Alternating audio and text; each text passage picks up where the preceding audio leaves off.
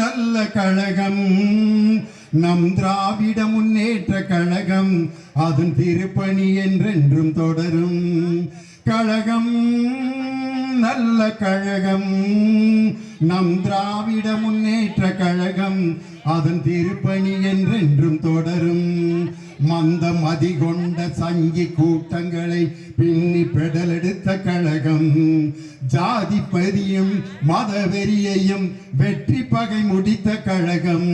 இது அறிஞர் வரி வந்த கழகம், நம்ம கலைஞர் வழி நடத்திய கழகம்.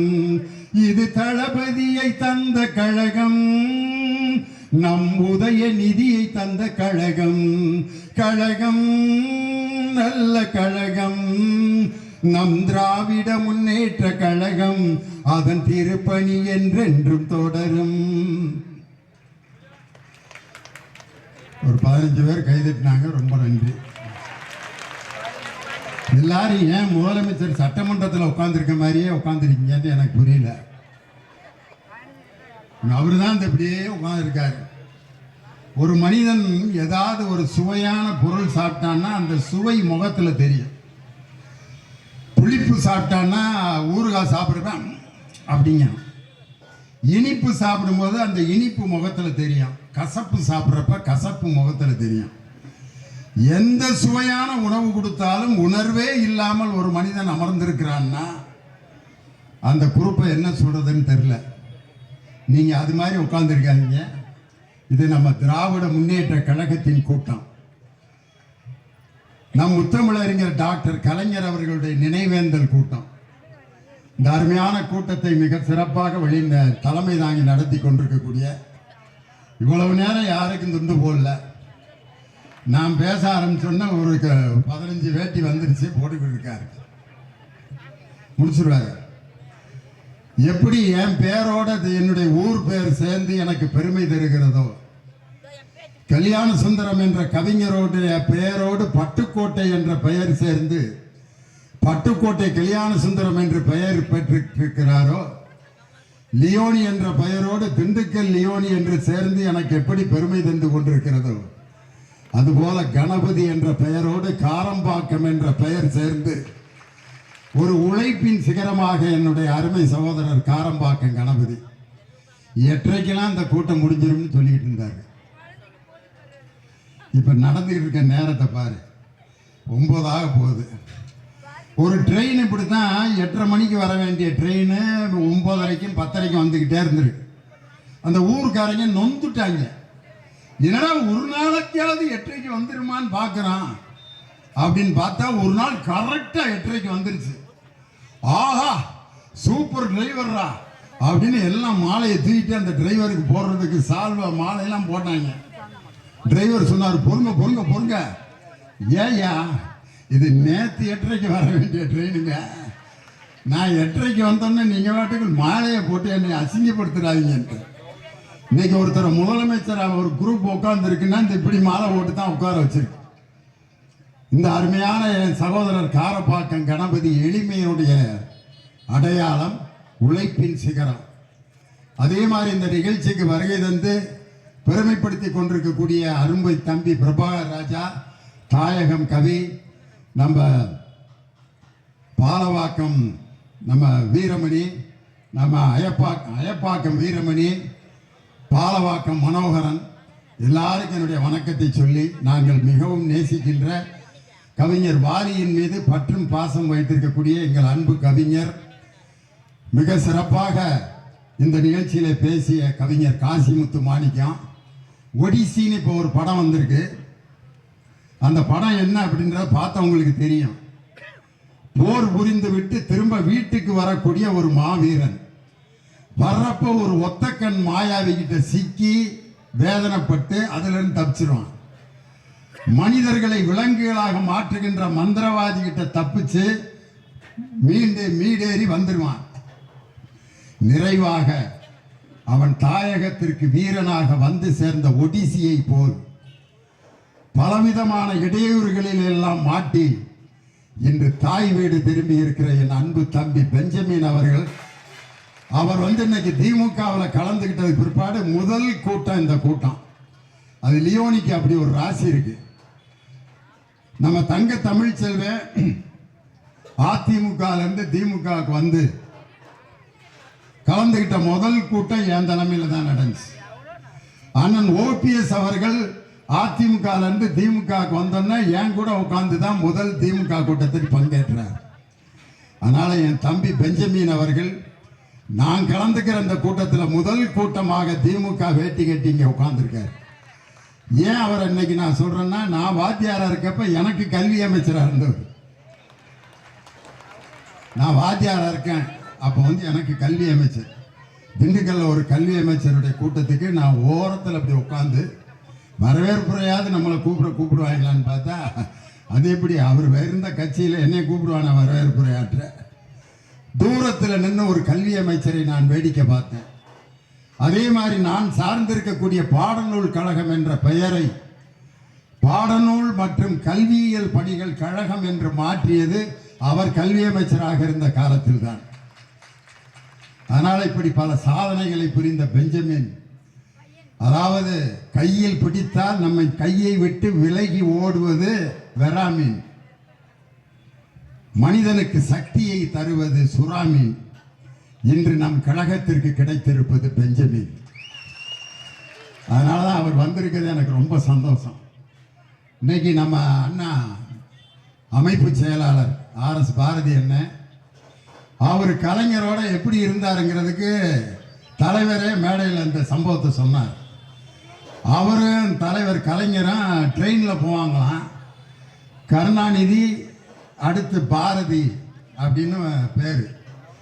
அதில் கருணாநிதி எம் அப்படின்னு வயசு போட்டிருப்பாங்க மேல், பாரதின்னு போட்டு எம்னு போடாமல் மறந்துட்டு எஃப்னு போட்டு வயசை போட்டாங்க.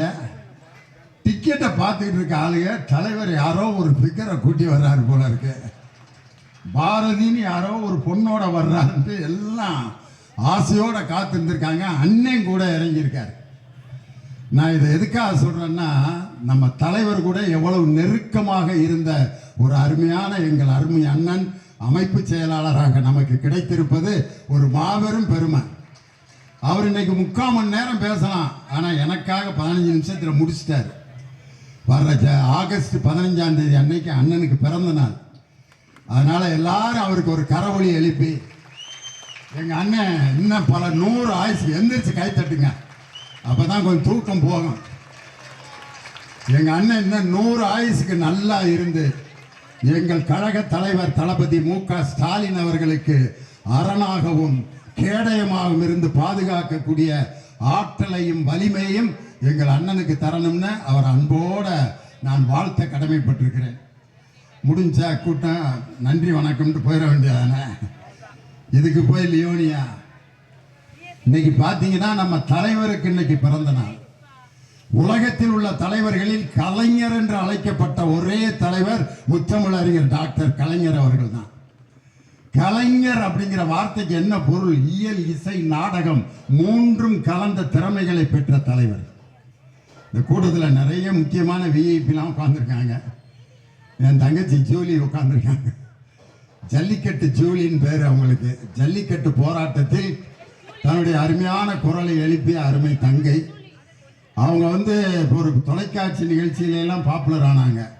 இது எல்லாவற்றையும் பெருமை எனக்கு எதுன்னா, நம்ம திராவிட மாடல் ஆட்சியை ஆதரித்தவர்கள் பேசி கொண்டிருக்காங்கல்ல, அந்த ஜூலியை தான் எனக்கு ரொம்ப பிடிக்கும். அதனால் இன்னைக்கு நம்ம கூட்டத்துக்கு வந்திருக்காங்க.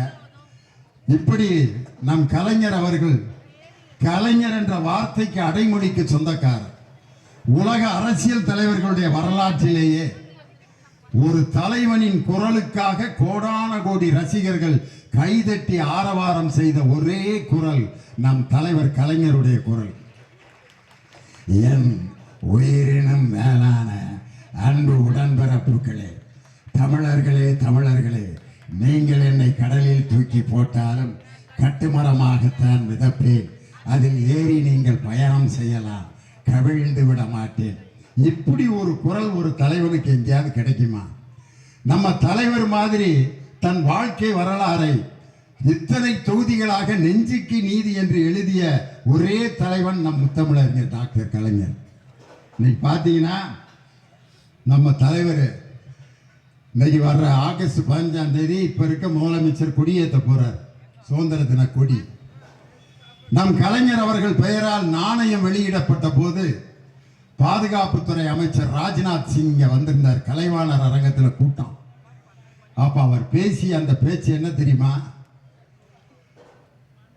I was the chief minister of one state in India.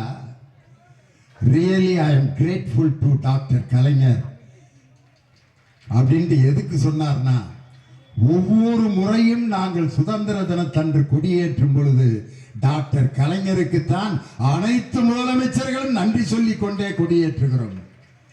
மாண்புமிகு ஜோசப் விஜய் அவர்களே, நாளை மறுநாள் நீங்கள் சுதந்திர தின கொடி ஏற்றும் பொழுது என் தானை தலைவன் டாக்டர் கலைஞருக்கு நன்றி சொல்லிக் கொண்டேதான் நீங்கள் கொடியேற்ற வேண்டும்.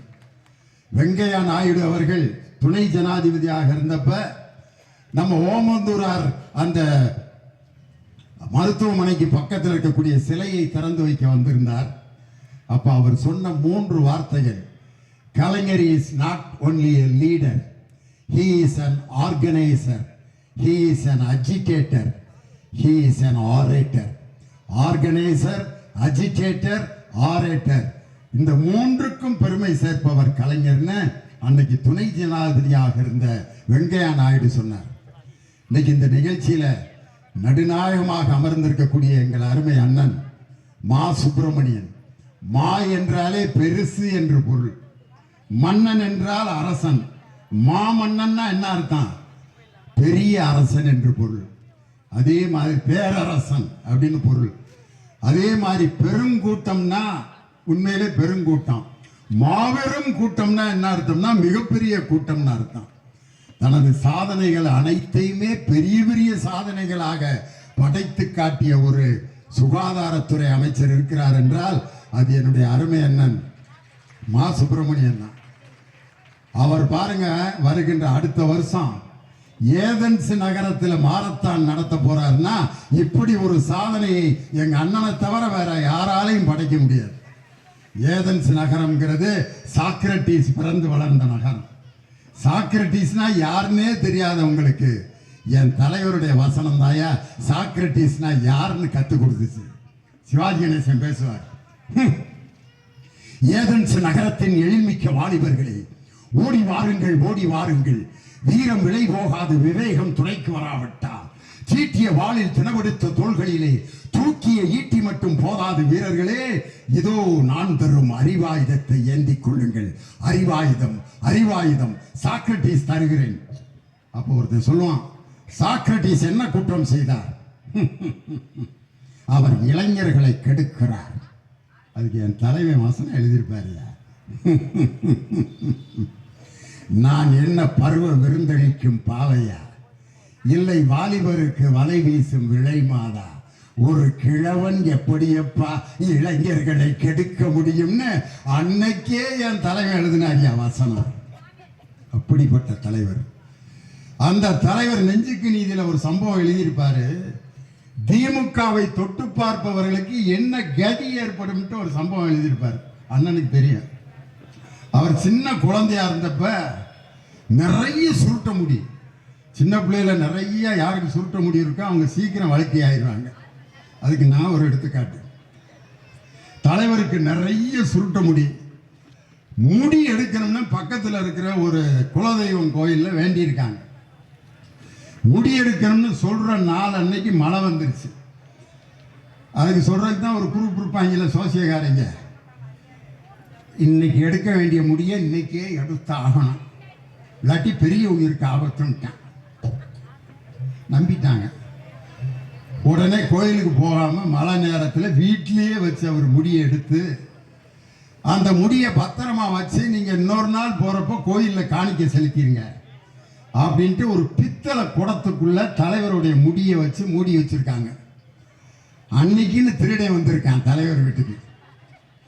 வந்து என்னென்னத்தையோ திருடணும்னு ஐடியா பண்ணி பார்த்துருக்கான். பித்தளை குடம். அவன் பார்த்தோன்னா, ஆஹா பெரிய புதையெல்லாம் வச்சிருப்பாங்கடா, நாணயம்லாம் வச்சிருப்பாங்கன்னு சொல்லி அந்த குடத்தை எடுத்துக்கிட்டு ராத்திரி ஒரு இடத்துல போய் ஓப்பன் பண்ணி பார்த்துருக்கான். என்ன இருந்திருக்கான்? அண்ணன் சுத்த தமிழ்ல சொல்லிட்டாரு, எங்கள் திராவிட முன்னேற்ற கழகத்தை தொட்டு திருட வேண்டும் என்று நினைப்பவர்களுக்கு முடிவில் அவர்கள் கையில் கிடைப்பது வெறும் முடி மட்டும்தான். ஏன்னா அதை சொன்னா அதை ட்ரெண்டாக்கி விட்டுறாங்க. காரணம் என்னன்னா, என் தம்பி உதயநிதி ஸ்டாலின் அவர் வாட்டுக்கு செவனேன்னு இருந்தார். அவரை போய் கைது செய்து ஓலக்கூர் காவல் நிலையத்திலே மதிய உணவு அருந்தி கொண்டிருக்கிறார். இன்னைக்கு நாள் முழுவதும் அவர் தான் ட்ரெண்டிங்ல தலைப்பு செய்தி. என்னடா நம்ம என்னமோ ஒன்று நினைச்சான், வேற மாதிரி ஆயிடுச்சு அப்படின்னு சொல்லி இன்னைக்கு அவர் தஞ்சாவூருக்கு கூட போகாமல் மீண்டும் பல லட்சக்கணக்கான மக்களுக்கு மத்தியில் தான் ஒரு திராவிட தலைவன் என்பதை நிரூபித்து காட்டிய என் அன்பு தம்பி உதயநிதி ஸ்டாலின். இன்னைக்கு பார்த்தீங்கன்னா என் தலைவருடைய பிறந்த நாள் நினைவு நாள் விழா. இன்னைக்கு இந்த நாட்டில் என்ன நடந்துகிட்டு இருக்கு, சட்டமன்றத்தை பற்றி எங்கள் அண்ணன் பாரதி அண்ணன் சொன்னாங்க. சட்டமன்றத்தில் சட்டமன்றமாயா நடக்குது, 13 ஜோக்கராக இருந்தால் எப்படின்னே ரம்மி விளையாடுறது.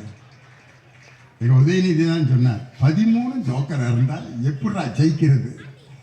அதை விட நான் ஒரு உதாரணம் சொல்கிறேன்.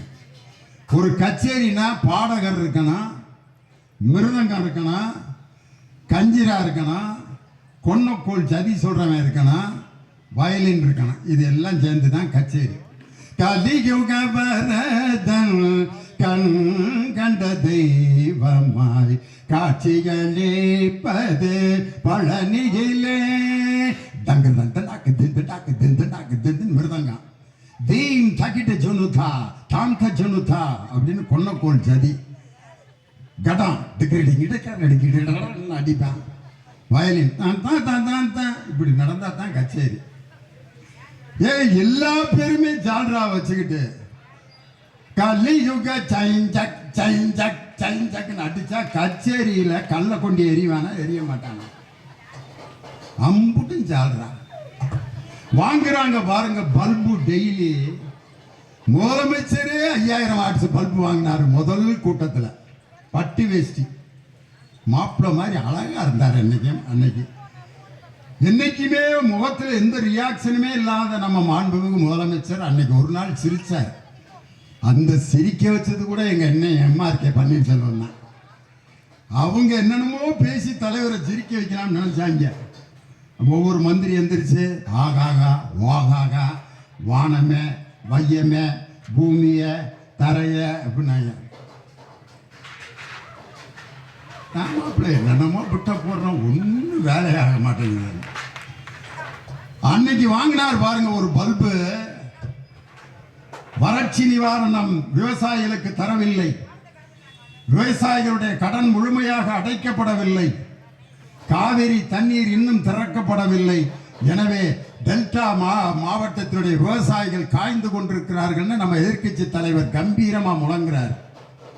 நம்ம மாண்புமிகு முதல்வர் எந்திரிச்சாங்க. மாண்புமிகு சி ஜோசப் விஜய் பட்டு வேஷ்டியோட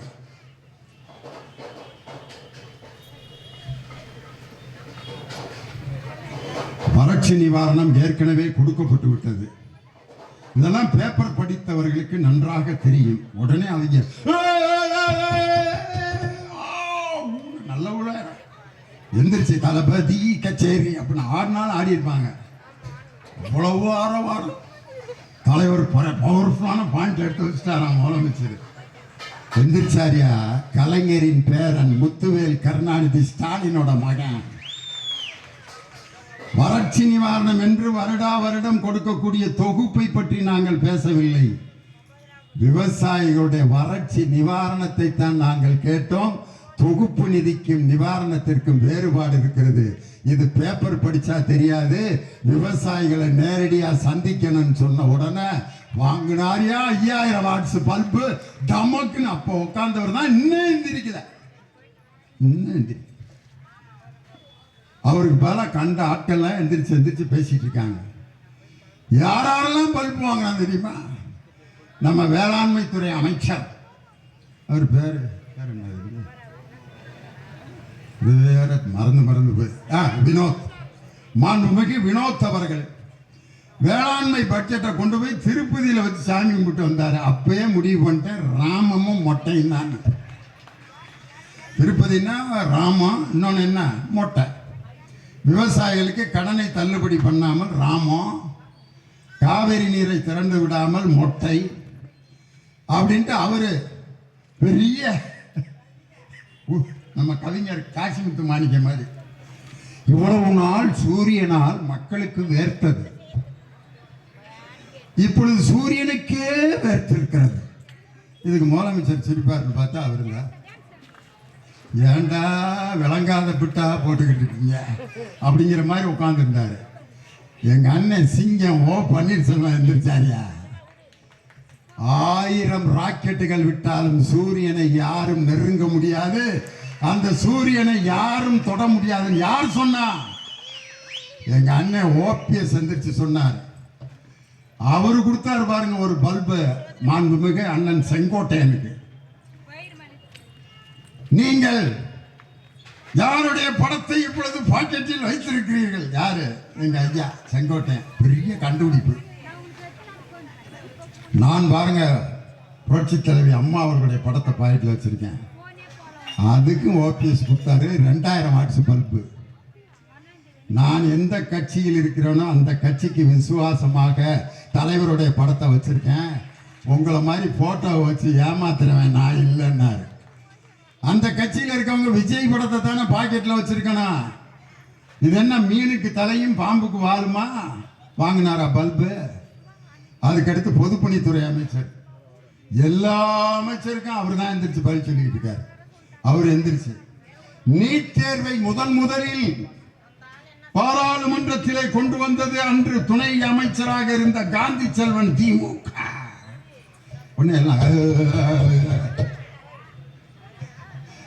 எந்திரிச்சார் நம்ம கொறடா. துணை அமைச்சர்லாம் தீர்மானம்லாம் கொண்டு வர முடியாதுங்க. அன்னைக்கு இருந்த குலாம் நபி ஆசாத் அவர் தான் அன்னைக்கு சுகாதாரத்துறை அமைச்சராக இருந்தார். அவர் தான் கொண்டு வந்தார். கொண்டு வந்த நீட் தேர்வை எங்க மாநிலத்துக்கு நாங்கள் வைக்க மாட்டோம்னு சொல்லி மற்ற மாநிலங்கள் எல்லாம் நீட் தேர்வை நடத்திய போது அதை மறுத்து நீட் தேர்வை நடத்தாமல் தடுத்த தலைவன் முத்தமிழறிஞர் டாக்டர் கலைஞர்னாரா? வாங்கினாரா ஒரு பல்பு? ஏதாவது நல்ல விஷயம் பேசிட்டு இருக்கப்ப டக்குன்னு டேக் டைவர்ஷன் எடுப்பாங்க. அதுக்குன்னு ஒரு அமைச்சர் வச்சிருக்காங்க. அவர் தான் மின்சாரம் மற்றும் சட்டத்துறை அமைச்சர். வேற என்னமோ பேசிட்டு இருக்கான். அவர் எந்திரிச்சு 4 ஆண்டுகள் எதற்கும் பயப்படாமல் இருந்தவர் எங்களுடைய முதலமைச்சர். உன்னை இப்ப அதை யாராவது கேட்டாங்களா? காவிரி தண்ணியை பத்தி பேசிக்கிட்டு இருக்கான். 4 வருஷம் பயப்படாம இருந்தாராம். நான் மட்டும் சட்டமன்றத்தில் இருந்திருந்தேன்னா இந்த பதில் சொல்லியிருப்பேன். உங்கள் முதலமைச்சர் எதற்குமே பயப்படவில்லை என்று நிர்மல்குமார் அவர்கள் தெரிவித்தார்.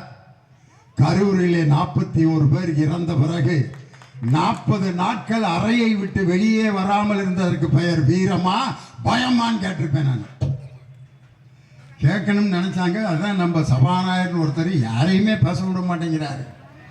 அவருக்கே தங்கம் திணறி பல்பு கொடுத்தாரு.